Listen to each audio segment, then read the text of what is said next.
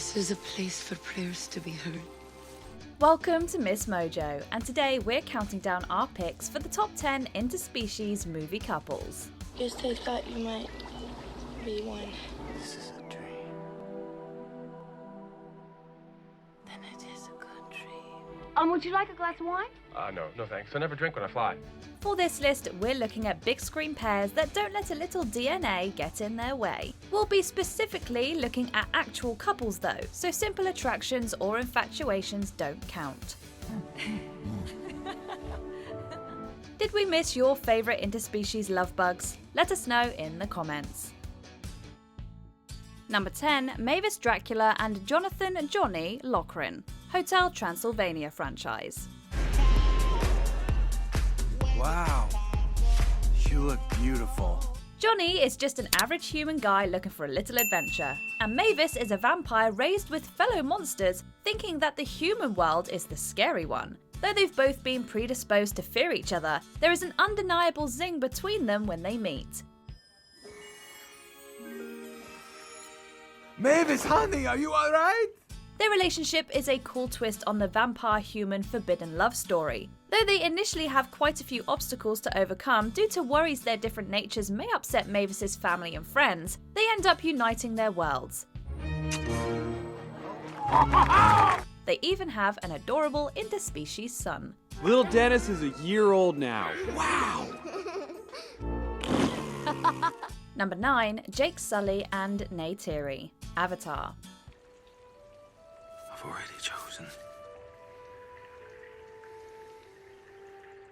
But this woman must also choose me. She already has. Zoe Saldana knows a thing or two about star-crossed lovers from different worlds, or planets. After all, Gamora's love story with half-human, half-celestial Peter Quill in the MCU made us believe in the power of pelvic sorcery. In Avatar, though Jake Sully looks like one of the Na'vi while operating his avatar, it's Jake the human that falls in love with NEYTIRI. Look, I know you probably don't understand this, but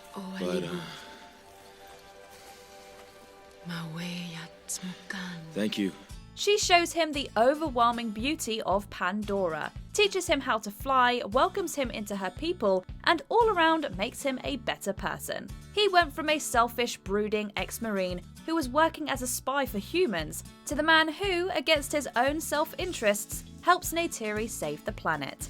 It was worth a try.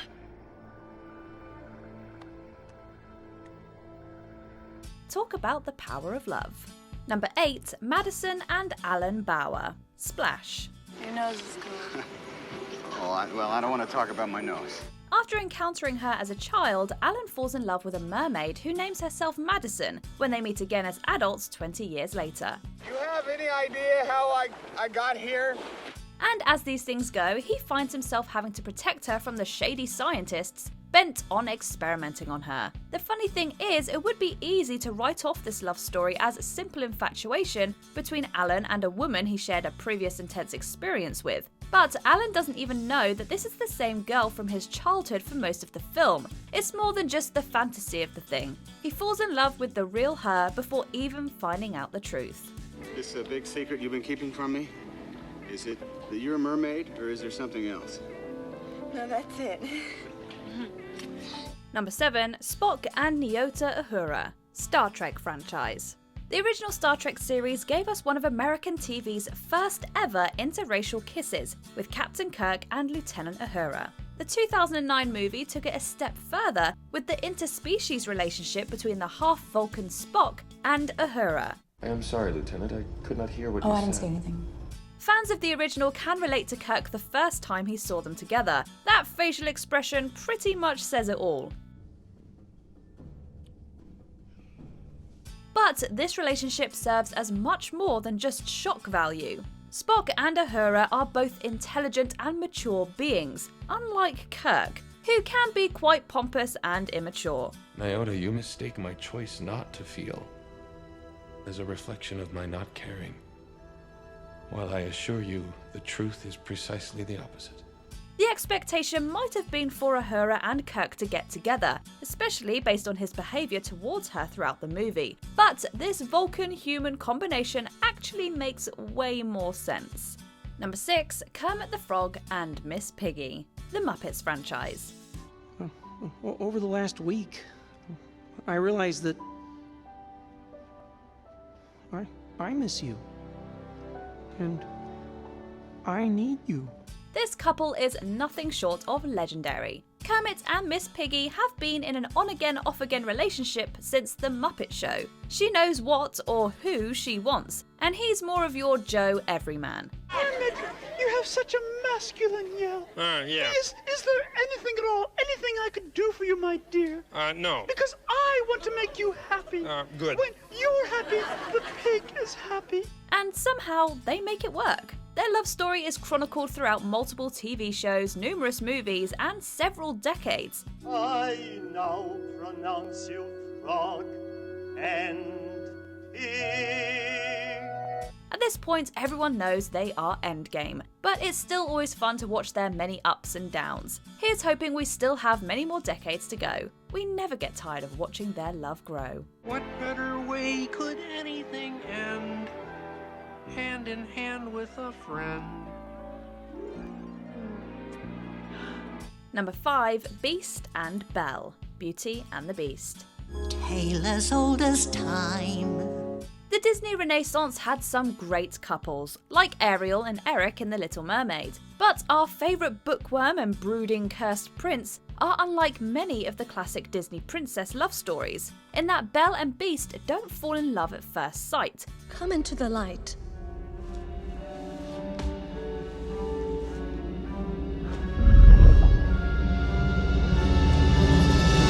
Actually, they hate each other at first. Well, who could blame them? He imprisoned her father for trespassing, and she trespassed herself while looking for him and ended up taking Maurice's place. But then they spend time really getting to know each other and slowly fall in love. Who'd have ever thought that this could be? Things didn't start out the best between them, but they eventually start to see the inner beauty in each other, and getting to watch their love grow is basically the definition of Disney magic. Number 4, Aragorn and Arwen, the Lord of the Rings franchise. Your time will come.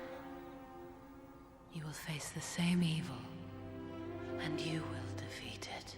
Talk about forbidden love. He's human, she's half elven, and if they are to be together, she'd have to choose between her immortal elvish life or the immortal one of man.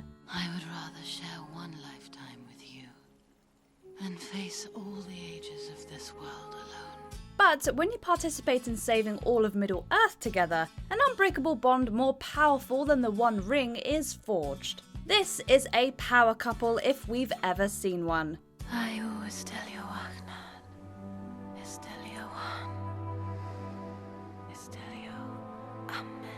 Although there are certainly a lot of challenges facing them, Arwen leaves her life as an elf to be with him, and the Lord of the Rings manages to tell this story without reducing her to some silly girl who throws her life away for a boy. She's a confident woman who makes her own life choice.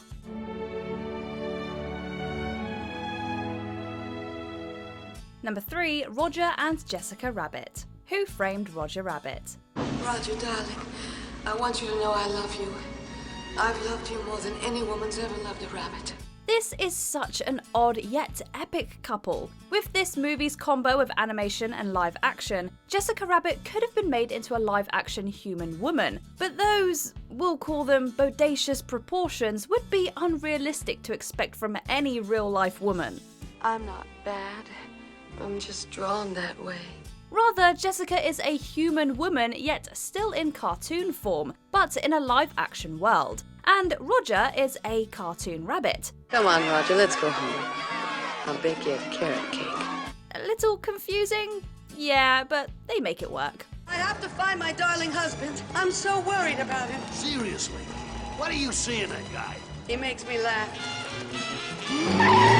She and Roger are, weirdly, the perfect couple, and they also fight villains together. Roger, darling! Yes, it's me, my dearest.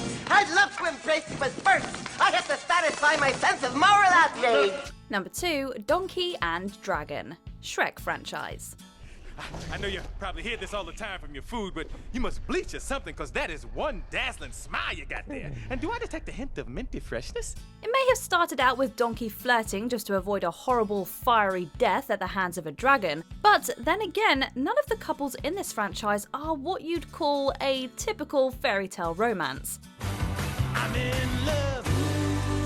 Though they meet under intense circumstances, they do fall in love for real, and become a formidable team. After saving Shrek and Fiona from Lord Farquaad in the first movie, there was no stopping them. They even had little mixed donkey dragon or dronky babies, and got one of the best happy endings in the franchise. We're not even gonna try to get into how that worked. Look at our little mutant babies! Before we unveil our top pick, here are a few honourable mentions. Melman the giraffe and Gloria the hippopotamus. Madagascar escape to Africa. Opposites attract. It's crazy to think I had to go halfway round the world to find out that the perfect guy for me lived right next door. Eliza Esposito and the Amphibian Man. The Shape of Water. The Beauty and the Sea Creature. Thomas Curry and Atlana, Aquaman. A human and an amphibious humanoid from the underwater kingdom of Atlantis. I was gonna make you some eggs. Hellboy and Liz Sherman, Hellboy franchise. A match made in hell. Before we continue, be sure to subscribe to our channel and ring the bell to get notified about our latest videos. You have the option to be notified for occasional videos or all of them. If you're on your phone, make sure you go into your settings and switch on notifications.